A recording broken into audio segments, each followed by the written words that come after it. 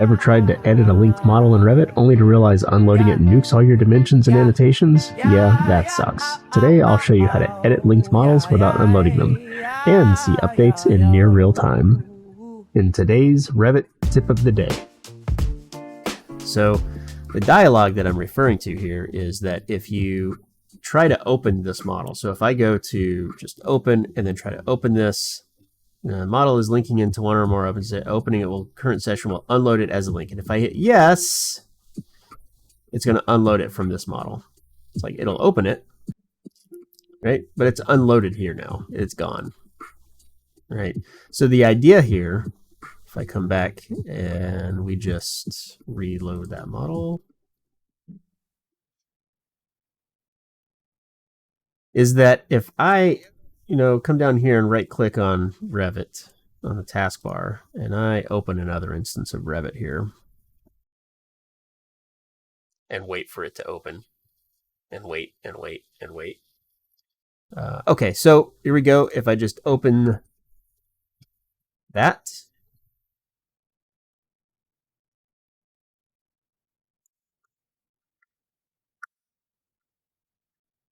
and so just to show you here, I'm going to split these side by side.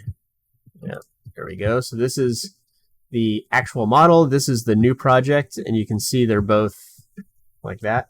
So if I want to keep this open, and let's say I'm just going to modify this by changing that like that, I can actually save this model here. So I just saved it, and then I can just reload this model. Revit links, right click, reload,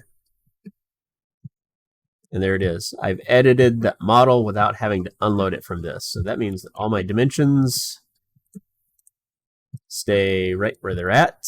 I don't have to worry about it. Clearly, this dimension is going to change if I change it back. So the danger here is that if I try to open this and unload it, all those dimensions go away, right? So that is a danger when you unload models. You don't want to ever have to unload models. So, I mean, one thing here is that if I change this model,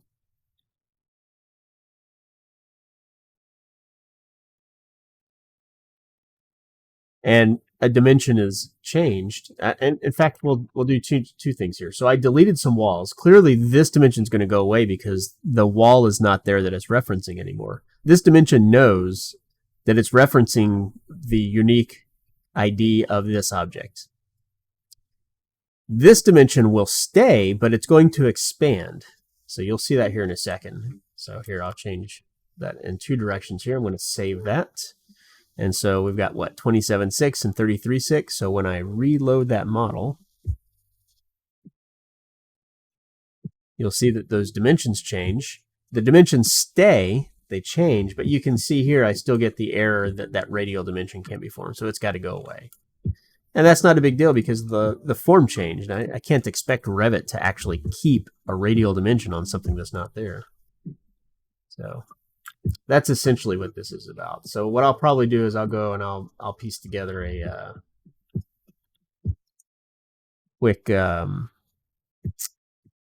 video, and that'll be one of the first tips that I upload. So let's see here. If I go, what was I doing? There we go. Reload this. There we go. Now it's going to have that on there, right? And if I go and change it in 3D as well, do this. Just about 10 feet up. Save that.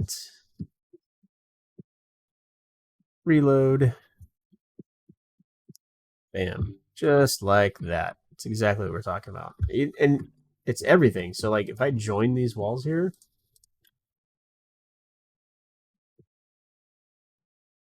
and then save that, they're going to be joined over here all of a sudden.